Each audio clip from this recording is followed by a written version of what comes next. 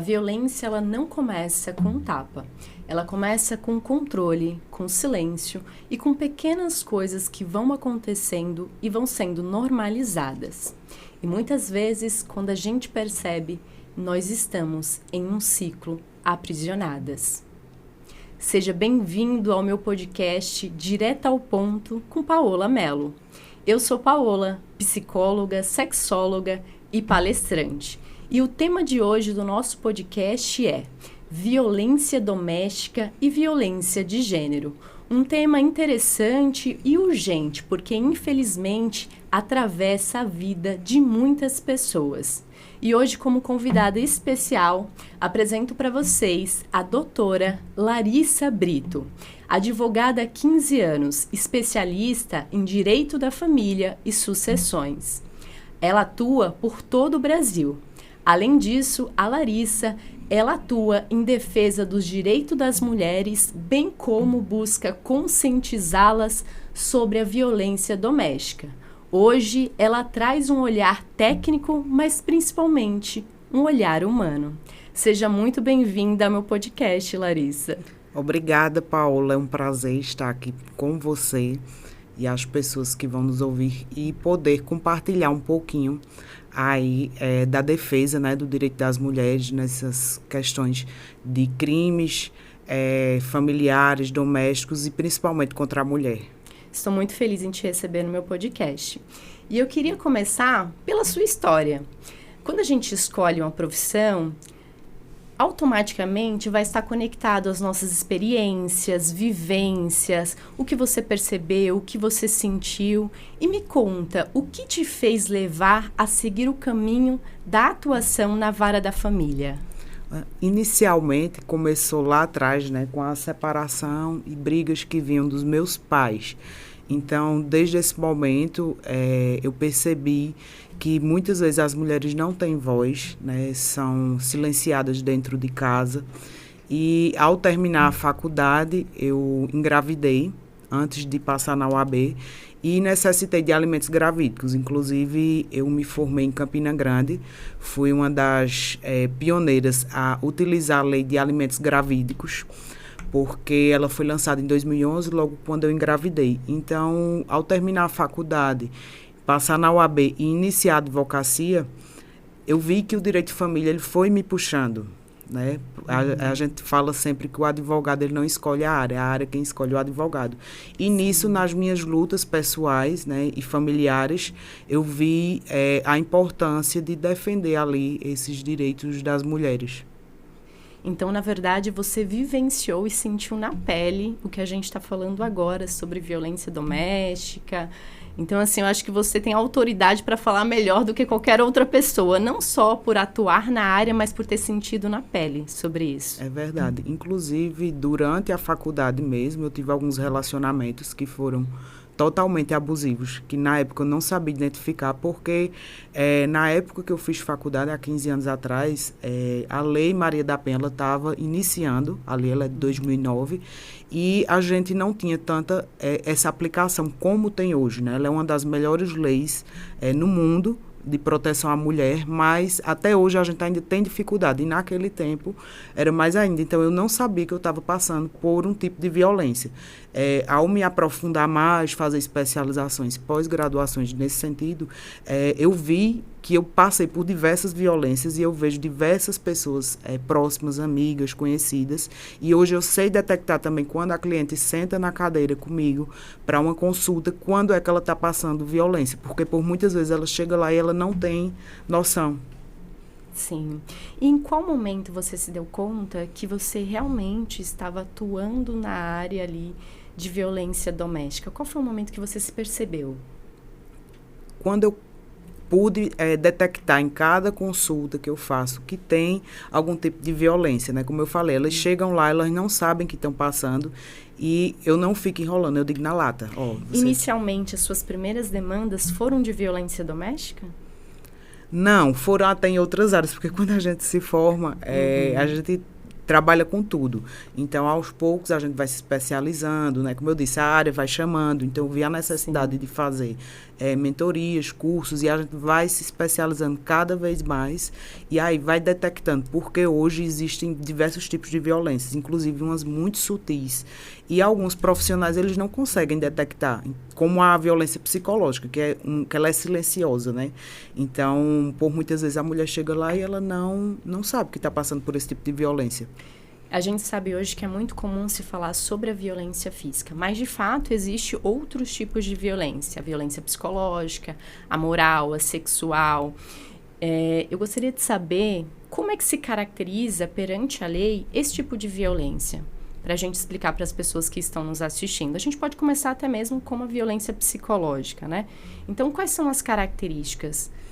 A violência psicológica, eu vejo muito dentro dos processos, como, por exemplo, utilizar os filhos como meio de vingança, que a gente chama de violência vicária. Inclusive, a violência psicológica hoje, dentro do processo, ela está desaguando em diversos outros nomenclaturas de violência, como a violência vicária, a violência processual. Então, aquele homem que fica entrando com diversos processos contra a mulher, que dá um cansaço emocional muito grande, financeiro.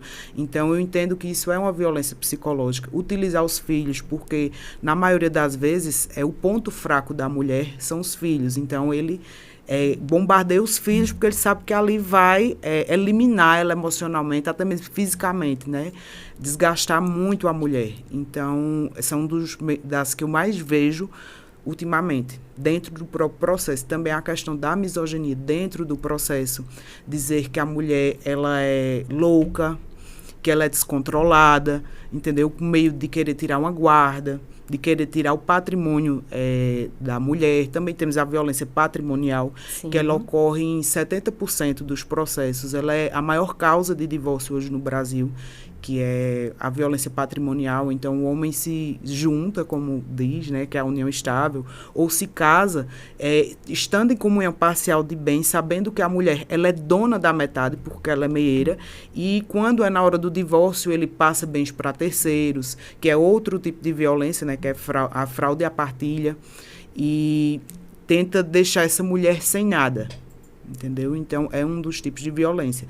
Também tem violência, as pessoas pensam que porque o casal vive junto, está naquela briga, e o homem obriga a mulher, que eu já peguei casos, a ter relações sem a mulher querer, sendo a esposa, e a mulher acha que aquilo não é uma violência, né? Porque a esposa tem que servir ao marido. Tem que estar disponível, né, para o marido. Exatamente. Então, assim, tem diversas, né? E dentro dos processos, hoje em dia, vem cada vez... todos os processos que chegam lá praticamente tem algum tipo de violência, seja ela psicológica ou moral. Você não vai sair com essa roupa, difamação também, né? Difamação, muito, injúria. Então são diversos tipos, ou antes do divórcio, durante e depois continua também. Em diversos casos, as minhas clientes têm que voltar para a gente pedir uma medida protetiva ou entrar com uma ação penal, porque a violência ela continua. Você falou sobre a violência patrimonial, e é interessante, porque a gente sabe que hoje a maior causa de divórcio está relacionada a dinheiro. Então, isso acaba refletindo, talvez, nessa porcentagem que você falou, que é tão alta em relação a essa violência patrimonial. E, assim, a violência psicológica, muitas vezes, ela acontece no ambiente familiar, de uma forma em que a pessoa ela se sente ofendida, ela passa por humilhação, inferiorização, controle, isolamento, e às vezes aquela pessoa ela nem percebe que ela está diante de uma violência, porque geralmente nesse tipo de dinâmica a gente tem o abusador e a vítima. E o abusador, ele vai aproximando de uma forma muito sutil, com frases e discursos do tipo: ah, mas eu quero o seu bem. Se você me amasse, você não faria isso. Sua família não quer o seu bem. Olha essas suas amizades.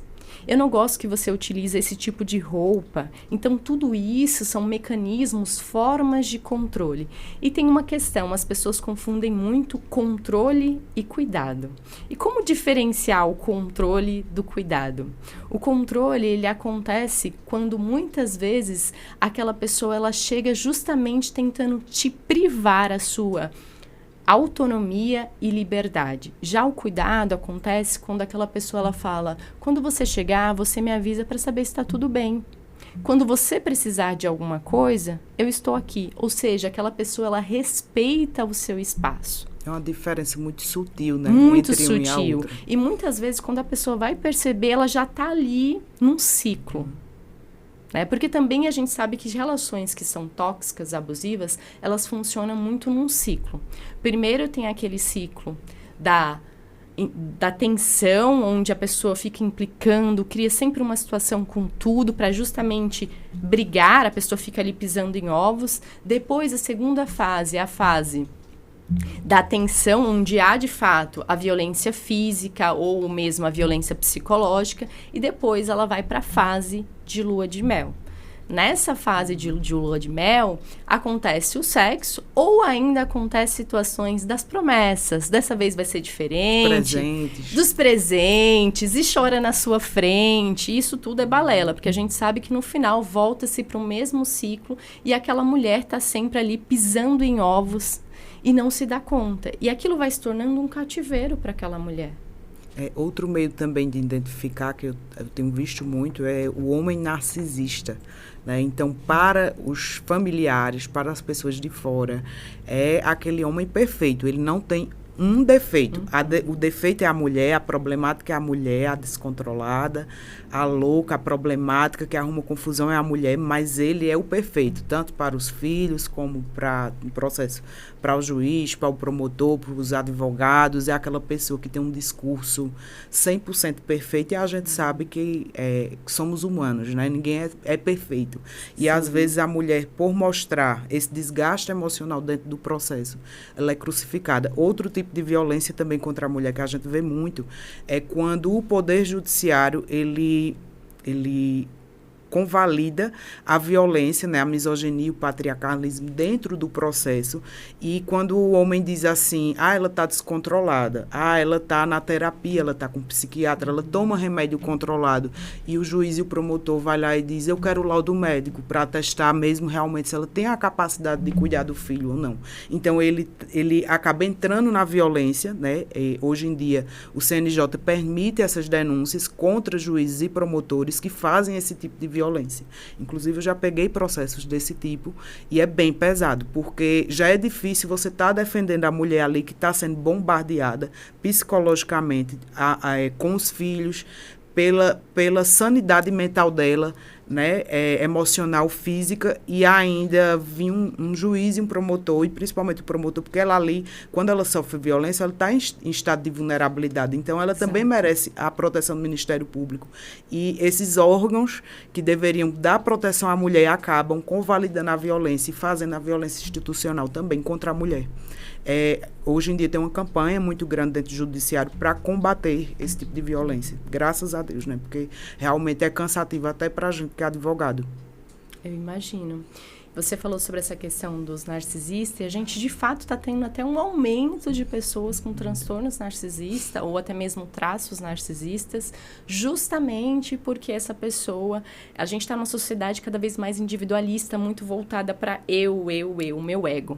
Então, acaba-se, de fato, as pessoas não conseguindo enxergar o outro. A vida se resume sempre a mim.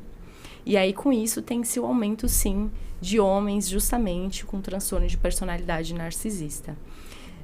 Você falou também de um ponto que eu achei muito interessante. Essa questão de acontecer uma violência dentro do próprio sistema que deveria proteger as mulheres. E eu lembro que durante um tempo da minha vida, eu atuei em delegacia das mulheres. E eu percebia que as mulheres, elas levavam um chá de cadeira, de passar 3, 4 horas para registrar uma queixa, um boletim.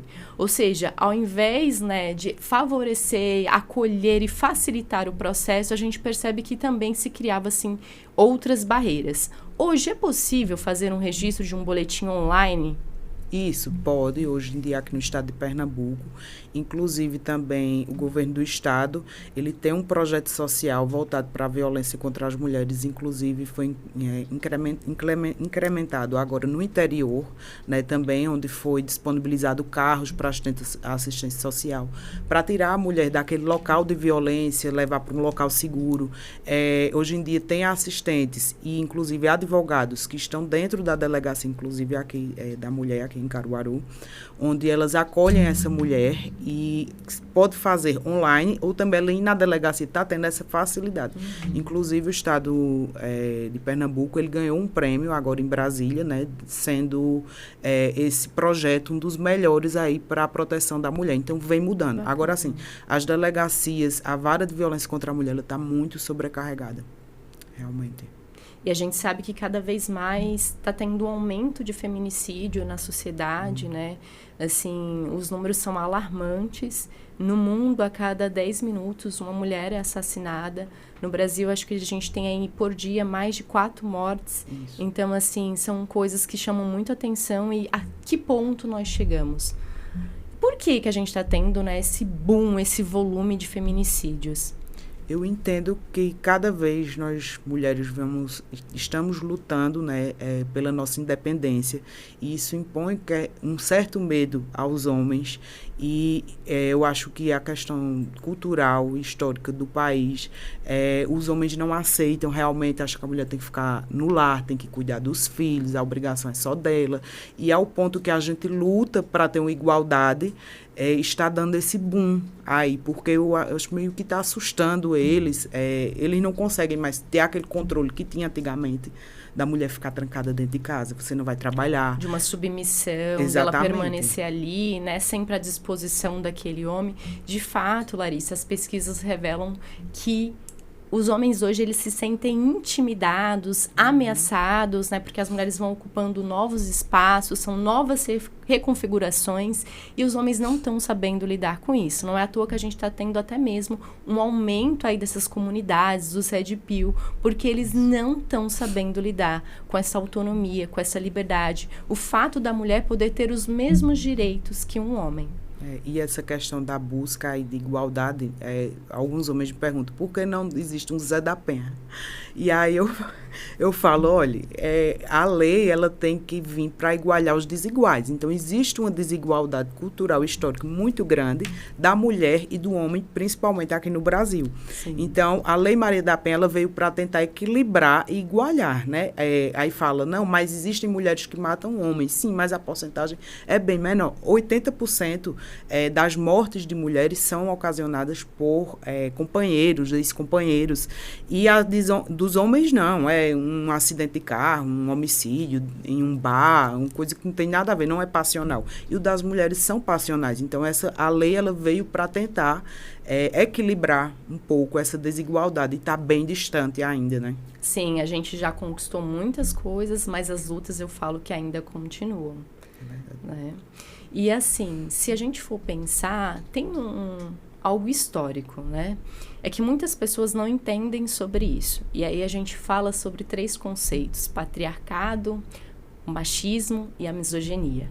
E aí eu vou tentar exemplificar de uma forma mais simples, mas o interessante mesmo é você que está nos assistindo, busque entender esses conceitos. Né? Eu falo que conhecimento é a nossa maior arma. E assim, quando a gente quer mudar uma realidade, a gente precisa ter consciência, a gente precisa ter conhecimento. Então, vamos lá, entendendo. Patriarcado é um sistema onde o homem é colocado num lugar de poder na sociedade, politicamente, economicamente e nas relações.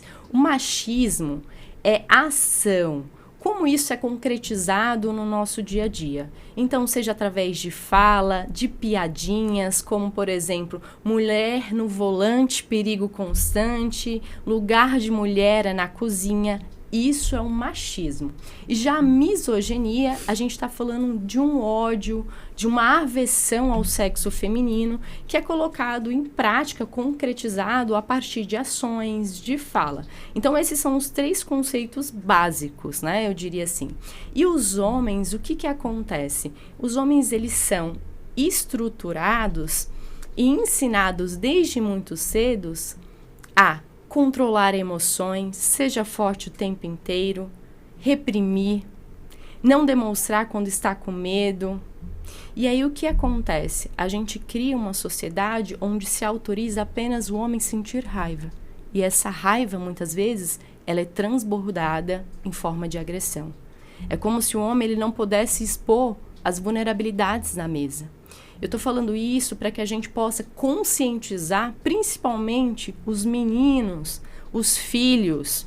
Porque como é que a gente quer construir relações saudáveis se o tempo inteiro a gente está construindo homens que engolem o choro, que tem que dar conta de tudo? A gente só consegue mudar essa realidade quando a gente mudar o modelo de socialização imposto para os homens. A masculinidade que a gente tem hoje, ela é tóxica. Ela mata mulheres, mas mata homens também. Os homens se suicidam 5 vezes mais do que as mulheres. Então está na hora da gente começar a repensar qual o modelo que a gente está ensinando para os nossos filhos. Será que de fato a gente ensina que a gente pode expressar as nossas emoções? A gente não é ensinado a isso. Mas a gente quer uma relação saudável. Tá todo mundo em busca de um amor, de uma construção saudável, leve, gostosa. Mas a gente também tem que partir do ponto, o que a gente está fazendo com as nossas gerações? E também, assim, quebrar ciclos, né? A gente percebe que esses homens que batem, que matam, eles viram a violência também na casa dos pais, né? Do pai e da mãe. E aí tem que quebrar esse ciclo para a gente não criar os nossos filhos da mesma maneira. Exatamente. E esse processo de conscientização tem que partir dos homens. Mulher não está aqui para ensinar homem a ser homem. Aliás, homem nunca foi ensinado a ser homem. Homem foi ensinado a não ser mulher. Nada que está ligado ao feminino, o homem ele pode viver ou presenciar. Porque o feminino remete a repúdia, a ódio. E aí eu me questiono, se os homens foram ensinados a ter repúdio pelo feminino, como é que um homem vai amar uma mulher? Veja como a conta não fecha. Qual é o problema do feminino? Por que o feminino representa tanto uma ameaça para um homem? Ou aquela mulher que tem o masculino alto, né? Aí é que apresenta uma questão assim, de medo perante eles, né? Muitas vezes essa mulher ela é vista, né, como uma mulher dura, brava, imponente. E os homens correm, né? Os homens correm, os homens se sentem ameaçados, inseguros em relação a essas mulheres. Então, sim, é preciso passar por um processo de conscientização, mas isso tem que começar por você, homem. Não é pela mulher. A mulher não tem que pegar na sua mão e conduzir você a uma terapia, ou simplesmente você mergulhar e estudar sobre determinados assuntos. A gente precisa construir uma masculinidade saudável, mas enquanto a gente tiver ainda pautando a nossa masculinidade no controle, na opressão de sentimentos e emoções, o número de feminicídio vai continuar, infelizmente. Verdade. A gente só consegue mudar essa realidade mudando exatamente essa forma de ensinar os meninos. Na prevenção, né? Porque, na prevenção. Nós, como eu falei, nós temos uma das melhores leis de proteção à mulher do mundo, mas ela é punitiva. Então, ela só age... Hoje temos a medida protetiva que pode ser antes, mas em muitos casos não adianta. E a lei ela é punitiva, mas realmente não está dando conta. Então, o correto é a prevenção, né? E não é na escola que vai ensinar os meninos e as meninas também, já desde pequena, a detectar esse tipo de homem. Eu entendo que é dentro de casa, é o pai, principalmente, e a mãe também, ensinando. Até porque o pai e a mãe é a primeira referência de um filho. Eu falo, onde a gente aprende amor? Na família. Quais são as nossas primeiras experiências de amor? É a partir do nosso lar. Inclusive, mulheres que viveram e vivem violência doméstica, quando a gente olha para a história dessa mulher, a gente percebe que essa violência ela não é de hoje. Ela é uma violência histórica que atravessou gerações. A avó, a bisavó, a mãe. É verdade. O que a gente mais escuta é relatos, meu pai chegava em casa embriagado e ele agredia a minha mãe. E a gente ficava assustado, com medo, chorando. Essa criança, ela cresce num ambiente instável, aterrorizada, com medo, com pânico. E aí, quando chega na vida adulta, ela vai reproduzir, muitas vezes, aquele mesmo ambiente, porque ela entendeu que aquilo era amor. Um ambiente que é tranquilo, calmo, que traz paz. Muitas mulheres, quando elas passam a viver relações assim, elas descrevem que é entediante. Porque ela está acostumada a viver naquela montanha-russa de altos e baixos. E o nosso cérebro, ele gera ali um vício. Você fica preso naquele tipo de dinâmica. Paula, e dentro do processo também, quando vem um casal que tem esse tipo de violência, eles não conseguem mais estar juntos pelo amor, né? Ali vira o ódio, que às vezes que amor e ódio andam juntos. Só que aí eles querem viver naquele processo, quando nós que somos advogados pegamos, assim, não tem uma dificuldade muito grande.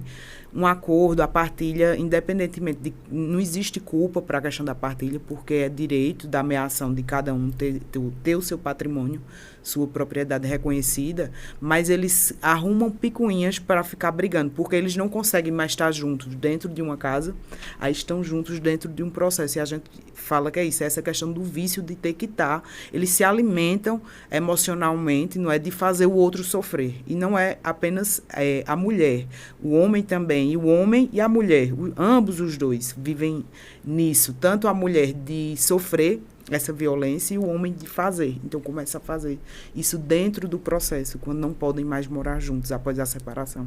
Isso é tão comum que, às vezes, tem um casal que eles brigam por um garfo, né? Eu falo isso. Assim.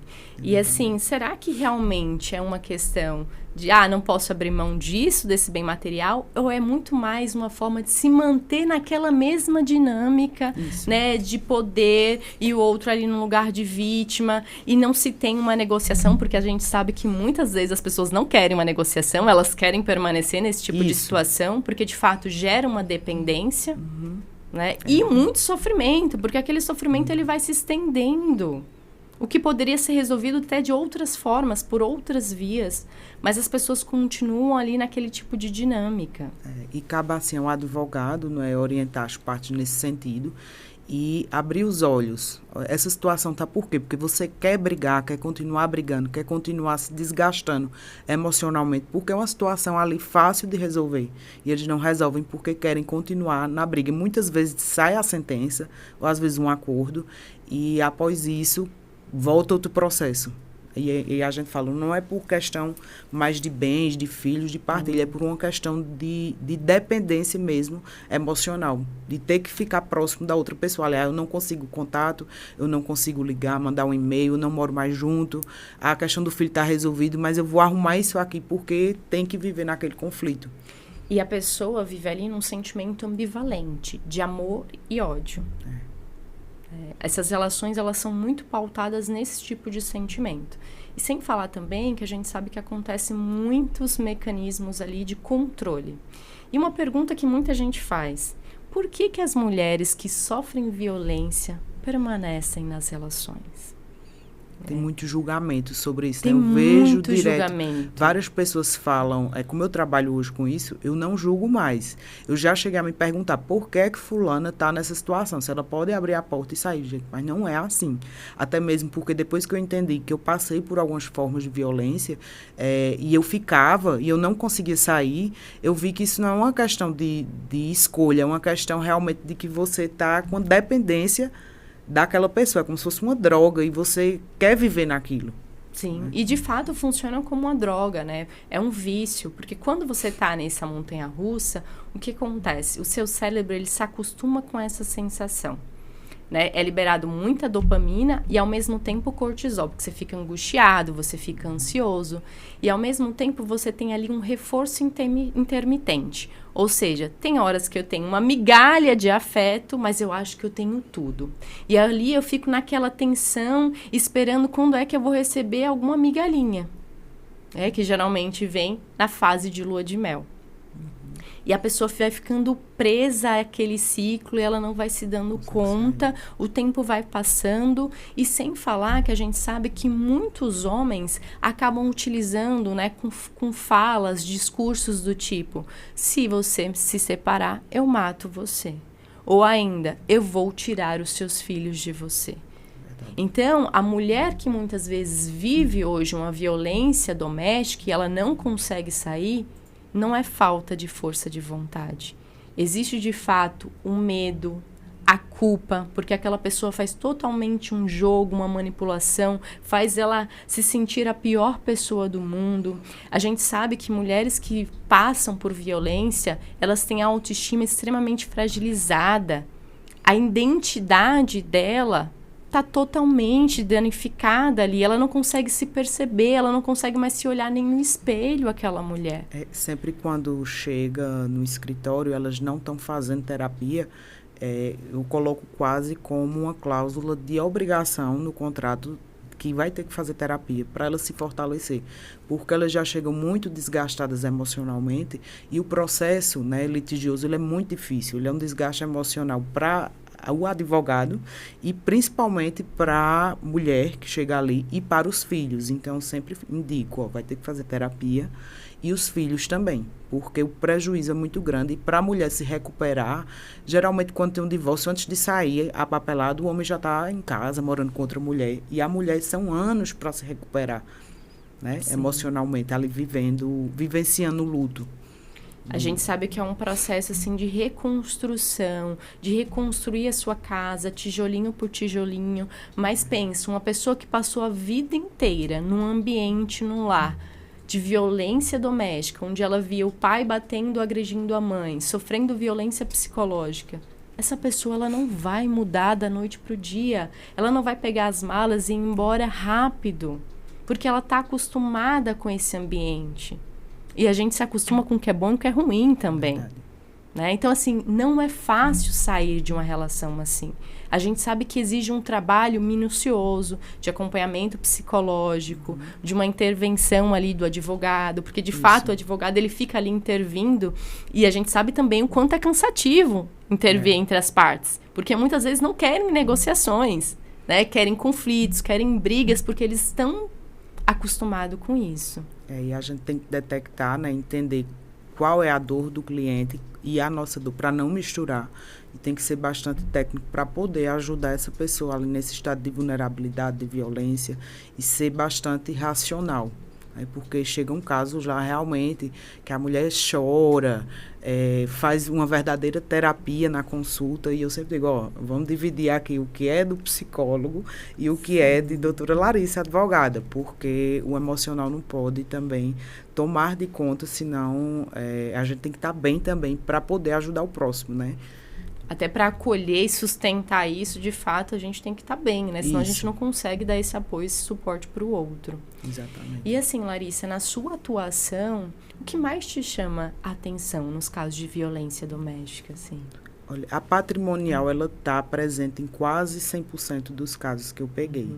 É muito difícil de uma mulher entrar num divórcio e sair com realmente aquilo que ela tem de direito, porque eles fazem de todos os tipos de fraude, passa para nome de terceiro, fraudam o direito alimentar dos filhos, um exemplo, dando baixa numa empresa, se cadastrando como empregado, passando bens para terceiros, e isso inviabiliza, de uma certa maneira, a questão dos alimentos e do patrimônio. É muito, assim, corriqueiro. Também a questão da violência psicológica e moral, dentro e fora do processo. E eu fico, assim, abismada que tem advogados. E outra questão também, assim, que eu entendi hoje, é que o cliente, ele procura alguém muito parecido com ele, como advogado. Então, se o homem é narcisista, ele procura um advogado narcisista.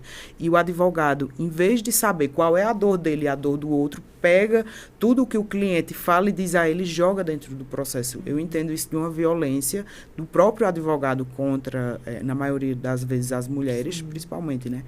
E a gente vê isso direto. Então, assim, colocar palavras como, ela é descontrolada, ela não tem como ter a guarda dos filhos, ela não sabe administrar bens, entendeu? Ela não tem estudo. Então, assim, são diversos tipos de violências mesmo, psicológica e moral dentro do processo. Ela traiu, então, ela não pode ter a guarda, que são questões hoje, assim, que não intervêm no processo. Tanto que quando existe a questão de traição, isso o juiz mesmo fala, eu não tenho nada a ver com isso não cabe aqui dentro do processo, não vai diminuir o seu direito patrimonial. Então, muitas questões são jogadas dentro do processo que podiam estar de fora para facilitar esse processo mesmo, que é tão difícil e doloroso. Você está falando de violência patrimonial e eu tenho uma dúvida. Hoje, se uma pessoa quer uma orientação, quer casar, que tipo de separação, que tipo de orientação você diria para essa pessoa? A gente tem vários tipos, né? Separação total de bens. Que tipo de separação você orientaria para essa pessoa? A primeira coisa eu vejo que quando as pessoas... O brasileiro é assim, ele só corre atrás quando já está no prejuízo. Então, ele não gosta de se precaver. Estados Unidos, Europa, todo mundo antes de casar faz um pacto pré-nupcial. Aqui não, eles casam no automático, não sabem nem que regime está casando, porque você chegar no cartório lá e falar, eu quero casar, eles botam comunhão parcial de bens. Na comunhão parcial de bens, você está dizendo que dali para frente, tudo se comunica, inclusive o salário, entendeu? E aí, quando é na hora de separar, você estava lá, você estava lúcido, você assinou, você quis assinar, e na hora de separar, você não quer cumprir o regime que você assinou. Então, a primeira coisa que eu oriento é saber quais são os 4 tipos de regimes, né? Os mais usuais são a comunhão parcial de bens, que é isso que eu falei agora, e a separação de bens, que o que é seu, o que é meu. Inclusive, as dívidas não se partilham nesse regime. Eu acho um regime bastante interessante. Contudo, pela questão histórica e cultural, hoje do nosso país, eu pensei até que iriam mexer na questão da comunhão parcial de bens. A gente vai ter uma reforma do Código Civil, agora em 2027 vai entrar em vigor, e eu pensei que eles iriam mexer na comunhão parcial de bens. Só que veja a estrutura de violência que essas mulheres sofrem. Você imagine se tirar esse regime, que o homem já não quer dar o direito dela, que o homem já não quer dar os alimentos, e aí, se ela for só na separação total de bens, se ele proibir de trabalhar, ou se ele, às vezes nem proíbe, né? Às vezes ele fala, não, fica em casa porque é melhor, eu vou lhe sustentar, eu vou dar tudo, que eu entendo que é um tipo de privação também ali, sendo que mais sutil. E aí, na hora da separação, essa mulher sai com a mão na frente e outra atrás. Então, hoje eu sou adepta da questão da comunhão parcial de bens para esse tipo de mulher. Então, o interessante é procurar uma orientação jurídica e saber aqui caso se encaixa, né? A maioria hoje dos empresários, eles casam com separação total de bens. Mas a gente sabe que empresários hoje e de grande poder aquisitivo no país é o quê? 10%, no máximo 20%, que tem uma classe B, C, o resto é tudo baixa renda. Então, essas mulheres de baixa renda é que estão nessa vulnerabilidade patrimonial e principalmente negras, né? Nessa questão de violência contra a mulher.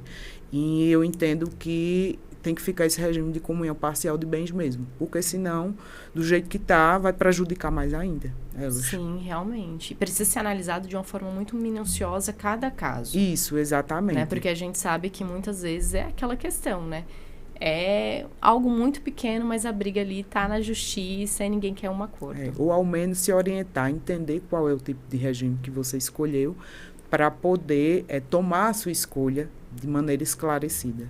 Né? Sim. E a gente estava falando, Larissa, por que você acha que os homens, muitas vezes, eles não reconhecem os comportamentos de violência? Eles acreditam que violência é apenas violência física. Justamente, eu acho que por não terem sido ensinados. Né? Não terem a consciência, né, de que existe também o controle é uma forma de violência, a manipulações, os joguinhos. Isso é muito normalizado, né? Infelizmente, hoje é normal. A mulher está TPM, né? Não fez isso porque está TPM. Então, assim, é uma coisa hoje que até a gente que é mulher escuta, às vezes, e deixa passar batido. Né? Porque já é tão corriqueiro, e aí eu entendo que vai crescendo dessa maneira e vai sendo ensinado, e aí ele não vê que aquilo é um tipo de violência. Ainda bem que hoje em dia está tendo uma consciência maior, inclusive. A gente vê na televisão que existem propagandas hoje contra esse tipo de violência, e são homens quem estão fazendo, e chama a atenção, porque geralmente antes era a imagem de uma mulher, né, dizendo, não cometa violência, e hoje em dia os homens estão abdicando também aí dessas campanhas. Sim. É todo um movimento que precisa acontecer para a gente realmente ter uma mudança na nossa sociedade. E as lutas são grandes, eu falo, as batalhas são grandes pela frente. Né? Muito. E você que está aí nos assistindo, já vivenciou alguma violência doméstica ou já teve uma relação tóxica, abusiva? Eu imagino que você já passou por isso, porque eu acho que toda mulher, em algum momento, já enfrentou uma situação assim. Ou talvez não teve consciência ainda, porque acontece cenários. Isso. Espero que você esteja se identificando. E eu quero perguntar para a Larissa agora. Larissa, como uma mulher deve reagir diante de uma situação como essa? Que tipo de ajuda ela deve procurar? Ela tem algum número para ela ligar, algum suporte, além das delegacias das mulheres? O que ela pode fazer nesse cenário?